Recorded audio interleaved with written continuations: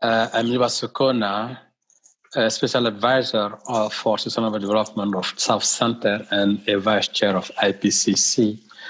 I'm delighted to be part of this event, and I just want to highlight some of the element of governance of bioenergy and carbon capture and storage, situating bioenergy with carbon capture and storage in the overall conversation on carbon dioxide removal.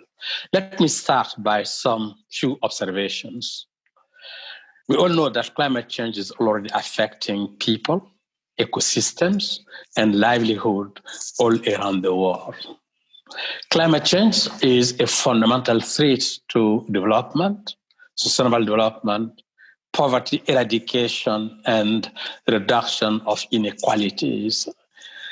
And carbon dioxide emissions continue to grow amidst all worldwide climate policies.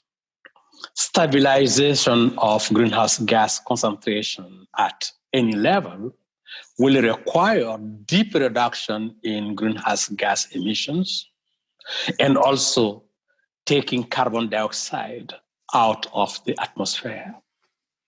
A wide range of transformation pathway can be explored and implemented as we learn from the various scenarios that have been assessed by the IPCC. And among pathways are those involving carbon dioxide removal methods. What is carbon dioxide removal methods? There are broadly biological approach or chemicals. Let me start with biological approach. The first one is enhanced biological production and storage on land. That includes afforestation, reforestation, improved forest management, sequestration of wood in buildings, biomass burial, no tillage agriculture, biochar, conservation agriculture, fertilization of land plants, also creating and restoring of wetlands and biomass energy with carbon capture sequestration. Another set of biological approach methods, such as enhanced biological production and storage in ocean, that include ocean iron fertilization, algae farming and burial, blue carbon, such as mangrove kept farming, and modifying ocean upwell to bring nutrient from deep ocean to surface ocean. Now let me turn to some few elements on chemicals. And then the first set are accelerating weathering that include enhanced weathering over land and enhanced weathering over ocean. And there are also some other chemical methods, such as direct air capture with storage. And in terms of biomass energy with carbon capture storage, application of carbon capture and storage technology to energy derived from any form of biomass, it has the potential for net carbon dioxide removal from the atmosphere. It forms also an essential component of the response strategy to climate change as considered in majority of scenarios. It offers additional mitigation potential, but also an option to delay some of the drastic mitigation action. It offers prospect for negative emissions, along with a large range of responses to climate is one of the critical one.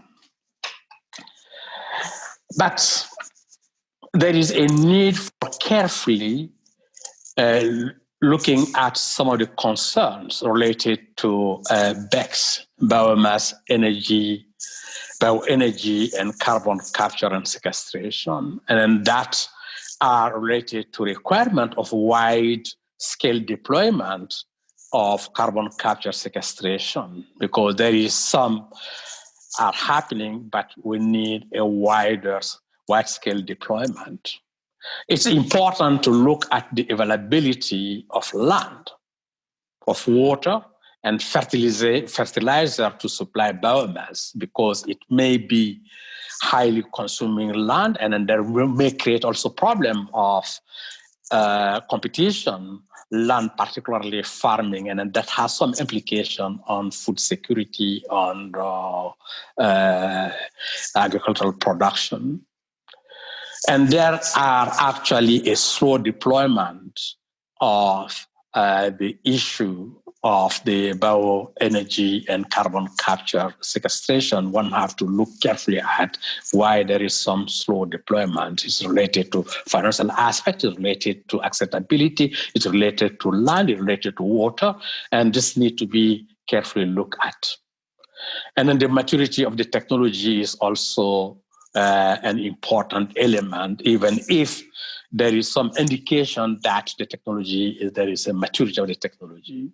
The permanence is an important element, and the resilience. For instance, what happened in the Congo Basin forest, and then what happened also in Amazonia with a huge fire, and then that may happen with afforestation, reforestation, and that creates some permanence issue. That's very important. It's important to carefully look at the implication of cost and funding, where the money will come from, and some uncertainties around the viability of carbon capture and storage. And then that also is an important element one have to consider, to look with care. Evaluation of the potential, that's very important, and then to get right, and then what can be expected from that complement the other element of responses. Impacts on various ecosystem services and sustainable development are very important to consider with care. And lastly, monitoring, reporting, and verification and their governance.